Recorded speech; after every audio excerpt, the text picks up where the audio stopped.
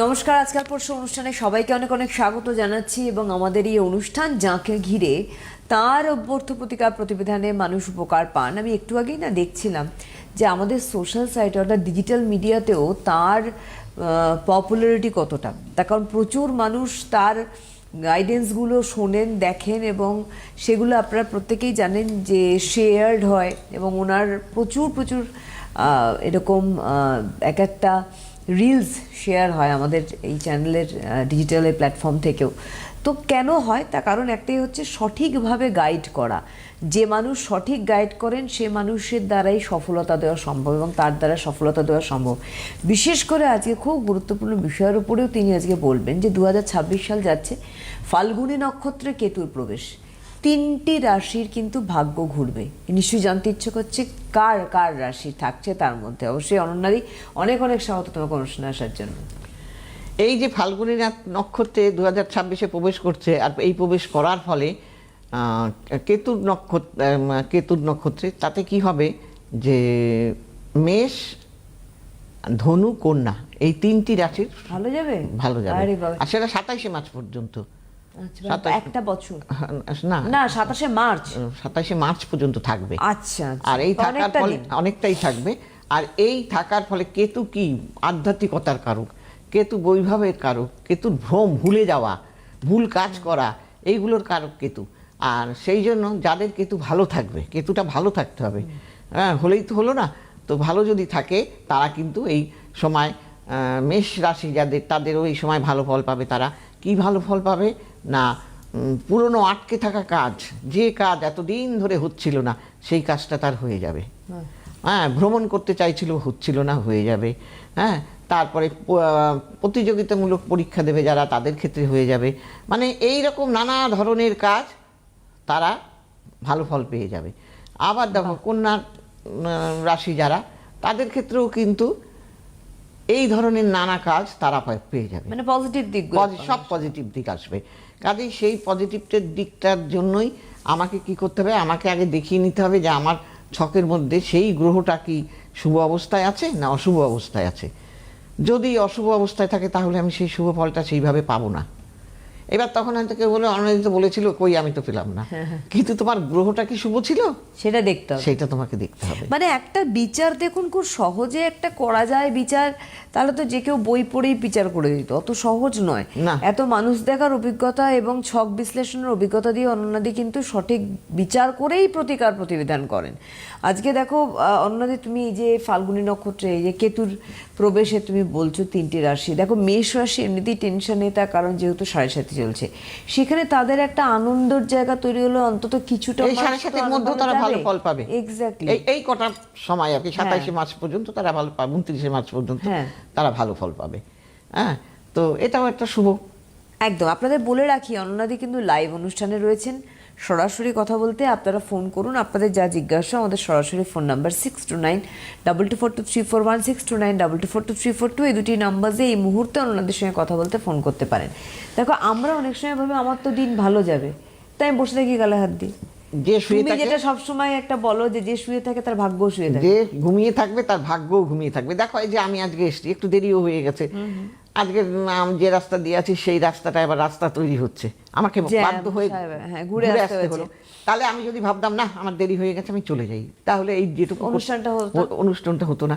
তাহলে কি আমাকে সব সময় চেষ্টা করে যেতে হবে।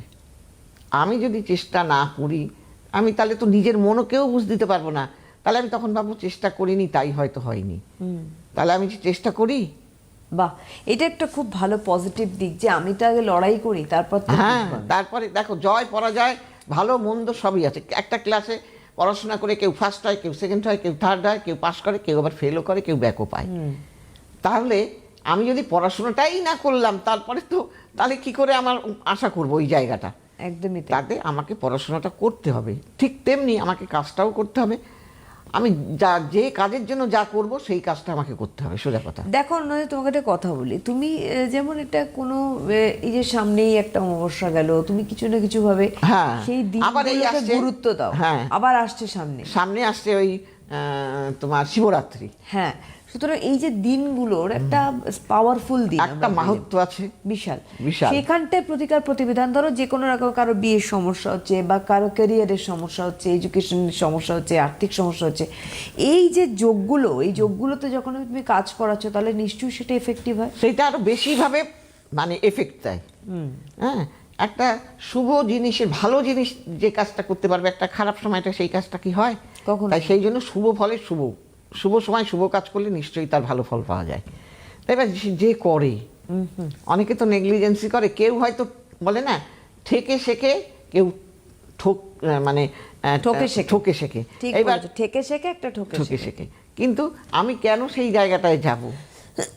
আমি ঠেকেই বা আগে, শিখতে যাবো কেন, আর ঠকেই বা শিখতে যাবো কেন? আমাকে সেইভাবে হতে হবে।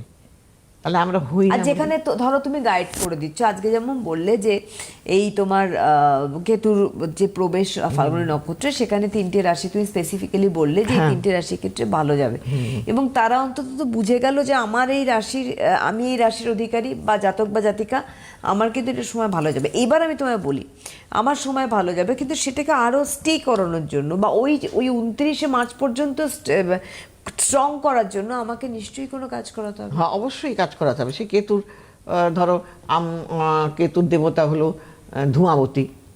আচ্ছা, ধুম ধুম ধূমাবতী ওর মন্ত্রটা। তো যাই হোক, সেই ধূমাবতীর কাজ করতে হবে। মানে সেগুলো আমাদের বুঝতে হবে। আমরা কিন্তু এই একটা অনন্যাদি প্রেডিকশন করলো মানে হয়ে গেল তা নয়। অনন্যাদি হয়তো বা তোমাকে তো এরকম বহু মানুষ আছে, আপনি যেভাবে হোক করে দিন আমাকে, এরকম তো বহু মানুষ আছে, এডুকেশনের ক্ষেত্রেও আছে, কেরিয়ারের ক্ষেত্রেও আছে, আপনিই বলে দিন তাহলেই হবে। এটা কখনো হয় না। আমি বলে দিলেই হবে কেন? ডাক্তার যদি বলে দেয় এই ওষুধটা খান তাহলেই হবে? তোমাকে ওষুধটা খেতে হবে, তবেই তো তোমার হবে, আদারওয়াইজ হবে না, হতে পারে না। এটাই স্বাভাবিক কথা। একদমই তাই। আচ্ছা, আমাদের বন্ধু রয়েছেন। হ্যালো। হ্যালো। হ্যাঁ, নমস্কার, কে বলছেন? হ্যাঁ ম্যাডাম নমস্কার, আমি আলিপুরদুয়ার থেকে বলছিলাম। কি নাম, কার সম্বন্ধে জানবেন? আমার দাদার সম্পর্কে জানবো। দাদার নাম? Rupam Das. Date of birth? অনুষ্ঠান দেখেন? হ্যাঁ দেখি, ভালো লাগে। আমার পরিচিত একজন গেছিল এর আগে, দিদিকে শিলিগুড়ি চেম্বারে দেখিয়েছে, উপকৃত হয়েছে। ভালো হয়েছে। উপকার হয়েছে? হুম হুম হুম হুম। বাহ। আচ্ছা, বলুন ডেট অফ বার্থ। হ্যাঁ, 21/1/1981। সময়টা সময় সময় সময় রাত্রি 9টা।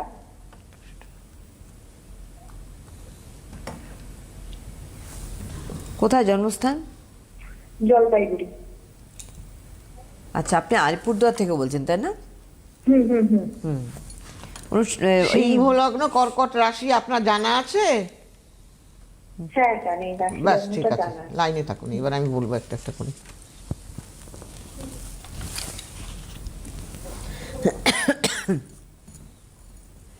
আচ্ছা, আমি যেটা দেখতে পাচ্ছি হরোস্কোপের মধ্যে, একটা একটা করে বলবো, আপনি খালি উত্তর করে যাবেন। হ্যাঁ,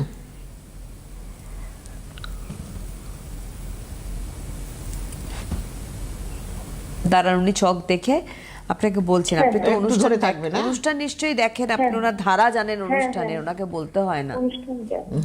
একদম। আচ্ছা, এইবার যেটা আমি হরোস্কোপের মধ্যে দেখতে পাচ্ছি, 1 2 3 4 5 6 7, ওনার না এই ছকটা হলো ব্যবসা করার ছক। উনি কি ব্যবসা করে?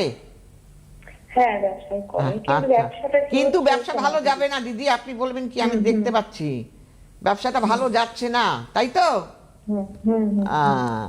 এই জন্য আপনাকে কি করতে হবে? আর ওনার শরীরও তো ভালো যায় না ভাই। হ্যাঁ, ও তো খুবই টেনশন করে যে কোনো না, বিষয় নিয়ে। টেনশন তো করেই, তাছাড়া শরীরটাও ভালো যায় শরীরের না। দিক থেকে খুব একটা মাথার যন্ত্রণা, মাইগ্রেন, চোখে চশমা, এগুলো লাগবে। হার্টের প্রবলেমও হতে পারে। আমি ডাক্তার না, কিন্তু আমাদের এইটাই যা যা মনে হয় সেগুলো বলে দিই থাকে। চিকিৎসকের পরামর্শ হ্যাঁ, নেবেন।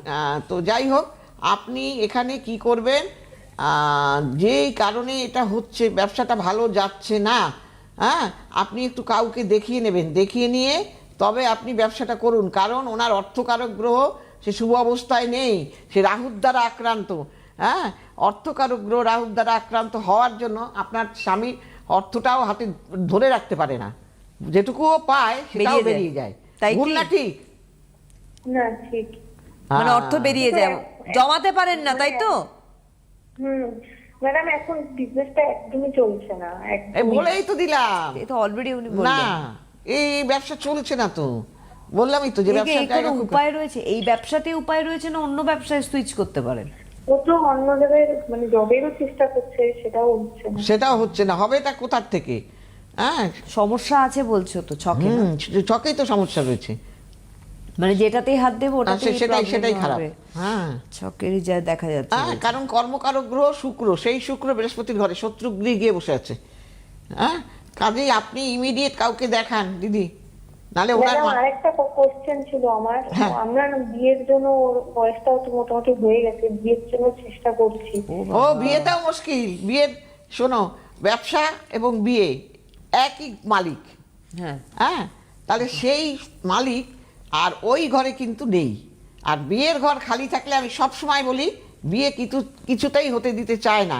আবার কি হয়েছে, সে বৃদ্ধ গ্রহ হচ্ছে না, তার কারণ বৃদ্ধ গ্রহ, বয়স্ক গ্রহ, যার সঙ্গে বিয়ে হবে সে বয়স্ক, আবার বয়স্ক গ্রহের সঙ্গে গিয়ে বসে আছে।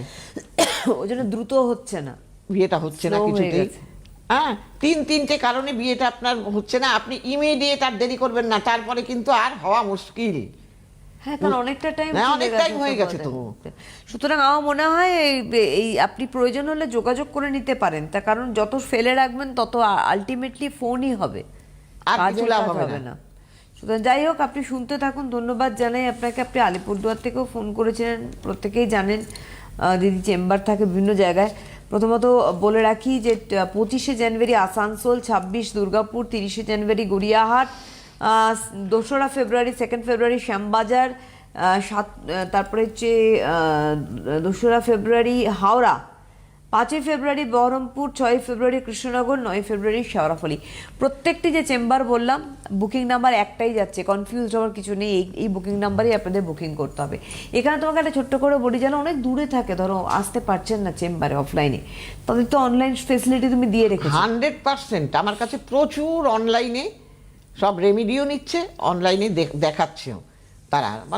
দেখো, যারা আসতে পারে না তাদের তো করতেই হবে, আবার যারা কাছে থাকে তারা অনেক বয়স হয়ে গেছে, শারীরিক অসুস্থতা, তার ফলে তারাও কিন্তু আমার থেকে অনলাইনে দেখি অনলাইনে রেমিডি নিচ্ছে। বাহ, এটা তো একটু সুবিধা। কলকাতার ভেতরেই, সেখানে আবার হোম ডেলিভারিও দেওয়া হয়, যারা একেবারেই অপারগ, মানে রেমেডিস গুলোকে হোম যাদের ডেলিভারি খুব করা হয়, জরুরি, ধরো তাদের হোম এমার্জেন্সি রয়েছে। হ্যাঁ, তাদের একদম। আমরা আসবো, বন্ধু রয়েছে। হ্যালো, হ্যালো, নমস্কার, কে বলছেন?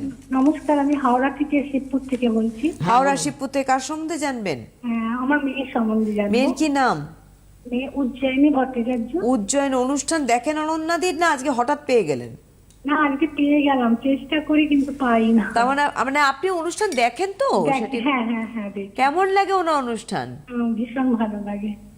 আচ্ছা বলুন, date of birth. Date of birth 20 August 2004। 20 August 2004। সময়? হ্যাঁ, সময় 10টা 2, রাত্রিবেলা 10টা 2 মিনিট। 10টা 2 রাতের। জন্মস্থান কোথায় হচ্ছে? হাওড়া? কলকাতা। না, কলকাতা। কলকাতা জন্মস্থান। ঠিক আছে। দাঁড়ান 1 মিনিট। মেষ লগ্ন জানেন? হ্যাঁ, না আমি ওইসব কিছু মেষ জানি না। লগ্ন বলে দিচ্ছি, কন্যা রাশি, শুক্রবার ছিল জন্মবার, আর গণ হয়ে গেল ওর রাক্ষসগণ, অর্থাৎ কিনা দেবারিগণ। এইবার লাইনে থাকুন, একটা একটা করে বলে দেবো। কত ডেট অফ বার্থ দেখলাম,